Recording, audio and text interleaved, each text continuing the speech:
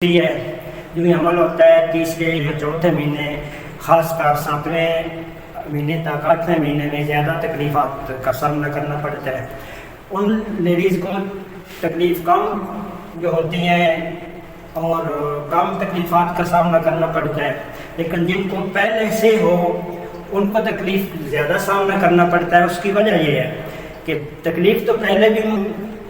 Ladies کو تھی، ٹھیک ہے، اور جب پریگنینسی ہوئی تو جو ہی پریگنینسی بڑھتی جاتی ہے، اس کا پیریڈ بڑھتا جاتا ہے، تو ساتھ یہ تکلیف میں اضافہ خود بخود ہوتا جاتا ہے، ٹھیک ہے۔ تو اس مسئلے ہر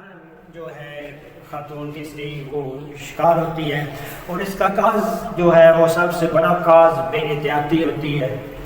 بدپریزی ہوتی ہے، ہمارا لائف سٹائل ہوتا ہے۔ کچھ ایسی خواتین ہوتی ہیں کہ صرف اے سی کے اندر ہی بیٹھا رہتی ہیں، کوئی وہ جسمانی طور پہ ورزش حرکات وغیرہ جسمانی طور پہ نہیں ہوتی، اور ان کا جو کھانا پینا ہوتا ہے، لائف سٹائل جو ہوتا ہے وہ بڑا عجیب سا ہوتا ہے، جس کی وجہ سے یہ تکلیف ان کو اس عمل سے پہلے بھی ہوتی ہے، اور جب پریگنینسی ہو جائے، حمل ہو جائے، تو تکلیف میں اضافے کا سبب بن جاتا ہے۔ اس لیے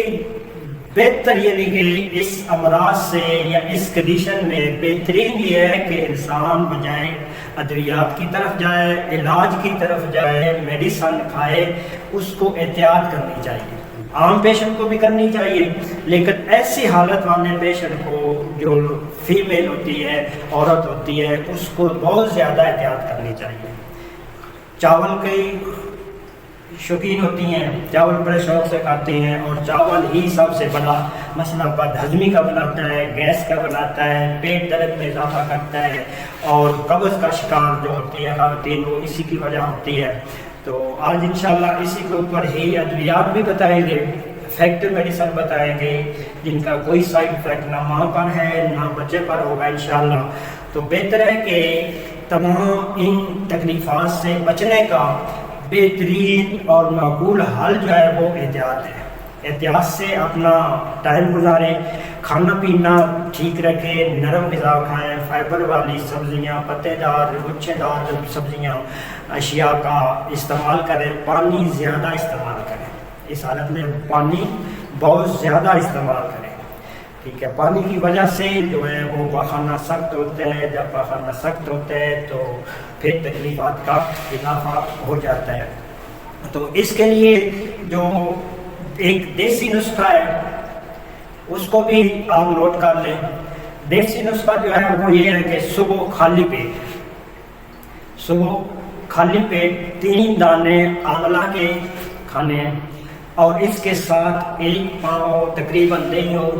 اور اس میں 1 چمچ آدھی چمچ چھلکا کا گھول کا ڈالیں، اور وہ یہ ڈال کے پہلے آملہ کھا لیں، اس کے بعد دہی اور چھلکا مکس کر کے یہ استعمال کر لیں، اور جب یہ ناشتہ کر لینا ہے، یہ نسخہ استعمال کر لینا ہے، تو پھر اس کے تقریباً 2